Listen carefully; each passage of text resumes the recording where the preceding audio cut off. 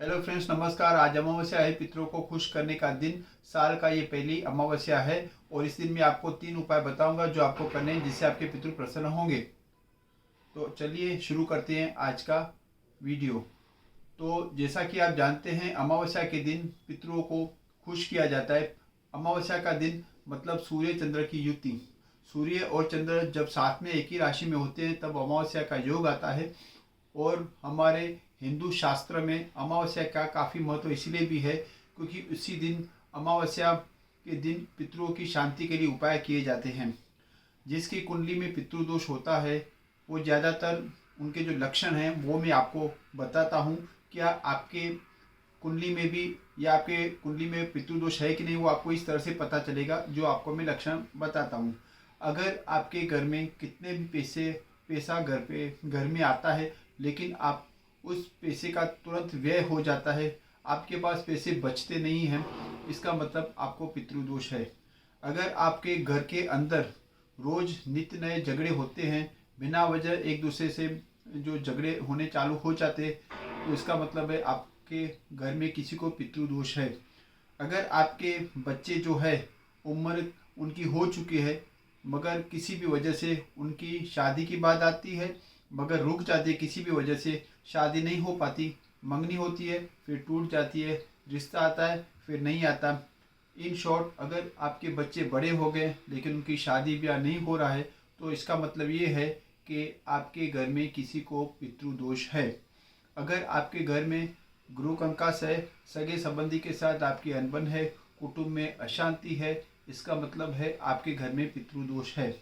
अगर आपके घर में पितृदोष है तो आप कितना भी कमाओ, आपके पैसे में बरकत नहीं होगी, ये तय है। तो इसका मतलब ये हुआ, अगर पितृ दोष है मतलब आपके जो पूर्वज है, आपके जो पितर है, वो आपसे नाराज हैं।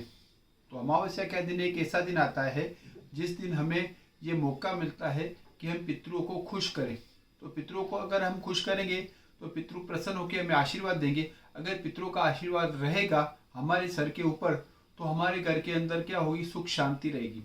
हमारे घर के अंदर नहीं सुख शांति होगी बल्कि कमाई में भी बरकत होगी। हम जितने पैसे लाएंगे उसमें से भी सेविंग होगी। इसका मतलब है घर में सुख शांति है, घर में पैसे बचते हैं आपके पास, घर में कलेश नहीं है। अगर आपके बच्चे जो है शादी करने की उम्र है और उसका रिश्ता आता है, टाइम पे शादी हो गई, मतलब आपके पितृ आपके ऊपर प्रसन्न हैं।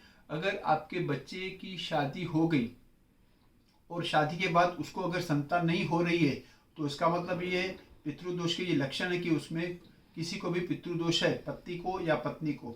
तो इस तरह से अगर बच्चे की शादी होने के बाद उस बच्चे को बच्चा नहीं हो रहा, मतलब संतान नहीं हो रही है, तो इसका मतलब ही पितृदोष है। तो ये सारे जो है मैंने आपको लक्षण बताए, ये सब है पितृदोष के लक्षण।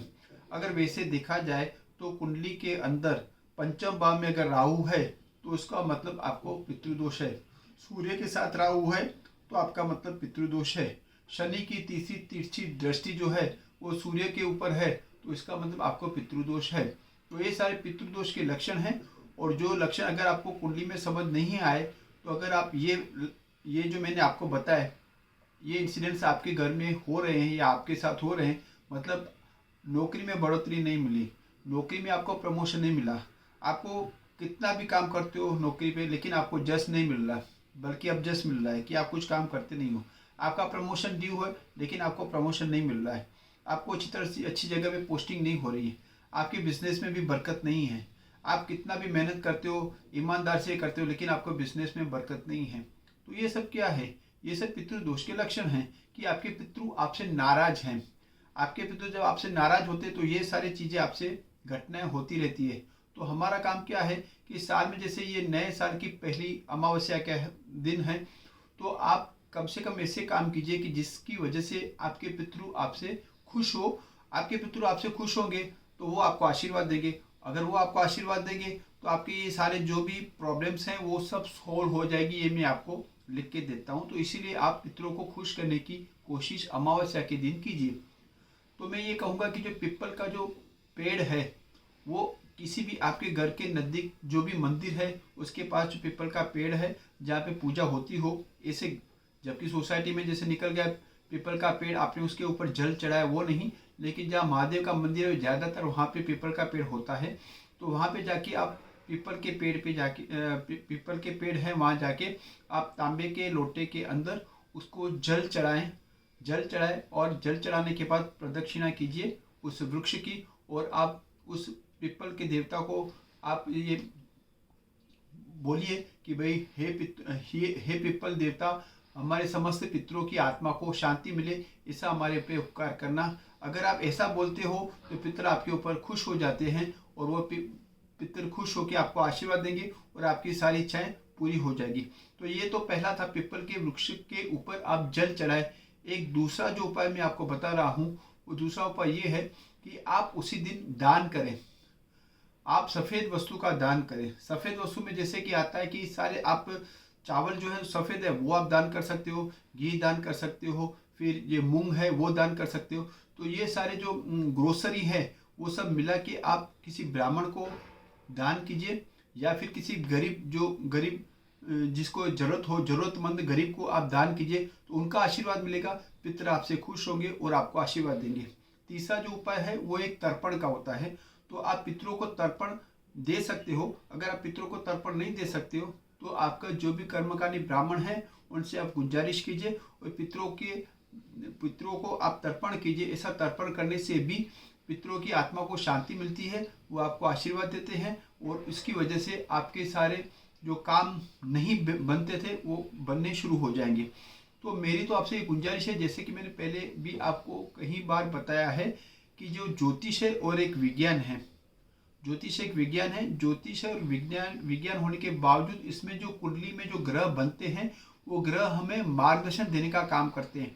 वो हमें हिंदू राष्ट्र में, जैसे कि हिंदू धर्म में, हिंदू शास्त्र में जैसे बताया गया है कि हम कुंडली बनाते हैं, वो कुंडली बनाते ही उसमें सारे ग्रह अपने आप जो कोष्टक में आ जाते हैं। हमने हमारे पिछले जन्म के जो कर्म है उस कर्म के आधार पर हमारा भाग्य बनता है, और उस कर्म के आधार पर जो भाग्य बनता है उसका हम क्या करते हैं कि हम उसका यूज़ कर सकते हैं कि किस तरह से हमें कर्म करने चाहिए और आगे जाके, ताकि हमें उस दिशा में प्रोग्रेस मिले।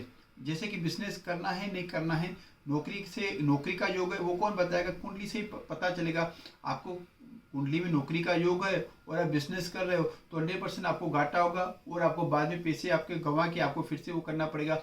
विदेश योग है या नहीं है वो भी आप कुंडली में देख सकते हो, क्योंकि विदेश योग नहीं होगा और आप विदेश में जाएंगे फिर आपको वहाँ पे कुछ सेट नहीं हो पाएगी, आपके पैसे का व्यय होगा, वापस आपको अपने देश में आना पड़ेगा। फिर ये सारी जो घटनाएं हैं वो सब इससे पता चलता है। तो अभी बात करते हैं जैसे कि पितृदोष की। अगर कुंडली में पितृदोष है तो आपको कोई भी काम बनेगा ही नहीं, सब काम बिगड़े जाएंगे। जस की जगह आपको अब जस मिलेगा। आपकी कुंडली में आपको नौकरी नहीं मिलेगी, नौकरी मिलेगी तो प्रमोशन ही नहीं मिलेगा, प्रमोशन नहीं मिलेगा आपको जस नहीं मिलेगा। तो आपकी सारी इच्छाएं अगर आप पूरी करवाना चाहते हैं तो अमावस्या का दिन, महीने में एक बार एक ऐसा दिन आता है जिस दिन आप अपने पितरों को खुश कर सकते हो। पितरों को खुश करने के मैंने आपको 3 उपाय बताए हैं। ये 3 उपाय आप हर अमावस्या के दिन, ये नए साल की पहली अमावस्या है तो ये हर साल हर महीने आप ये करेंगे तो धीरे धीरे आपके जो अब तक काम नहीं बने हैं वो काम बनने शुरू हो जाएंगे, और काम बनने शुरू होने की वजह से आपकी सारी जो भी मनोकामना है वो सारी मनोकामना पूर्ण हो जाएगी। यहाँ पे मैं एक और आपको एक एडवाइस दूंगा कि अगर आपकी कुंडली के अंदर पितृदोष है तो पितृदोष का आप उसकी विधिवत आप उसकी वो कर्मकांडी ब्राह्मण से अगर आप पूजा करवाते हैं तो हमेशा के लिए उसकी आपके जो पितृ जो कि जिसको शांति नहीं मिली है वो आपकी विधि करवाने से उनको शांति मिलेगी, तो आपको और भी बरकत होगी, ये मैं दाय के साथ कह सकता हूँ। और पितृदोष की पूजा का सबसे अच्छा समय होता है पितृपक्ष में। भादरवा महीने की जो पितृपक्ष 16 दिन 15 दिन का जो आता है पीरियड, उसमें अगर अमावस्या के दिन आप पितृदोष की विधि करवाते हैं तो आपके पितरों को शांति मिलेगी, उनका आशीर्वाद मिलेगा, आपके बनते जो बिगड़े हुए काम हैं वो बनने शुरू हो जाएंगे और आप डे बाय डे प्रोग्रेस करोगे। जो आप मेहनत करते हो और आपको फल नहीं मिलता वो आपको फल मिलना चालू हो जाएगी।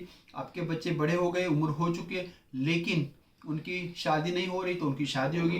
अगर बच्चे की शादी हुई है, उनको बेटा या बच्चा नहीं हुआ तो उनका बच्चा भी होगा। आपके पैसे में बरकत आएगी, आपका पैसे बचने शुरू हो जाएंगे। ये मैं आपको दावे के साथ कह सकता हूँ। आज के लिए इतना ही काफ़ी है। फिर से मैं दूसरा एक वीडियो कल लेके आऊँगा और आपको एक फिर से गुजारिश करूँगा कि अब तक आपने मेरा जो चैनल सब्सक्राइब नहीं किया है, अगर आप नए हैं तो आप कृपया करके सब्सक्राइब करें। और अगर आपको ये मेरा वीडियो अच्छा लगा है तो उसको लाइक करें, शेयर करें, जिससे मुझे भी मोटिवेशन मिलता रहेगा। और हर बार मैं आपके समक्ष नया नया वीडियो लेके आपको ज्योतिष के बारे में नई नई इन्फॉर्मेशन देता रहूँगा। धन्यवाद।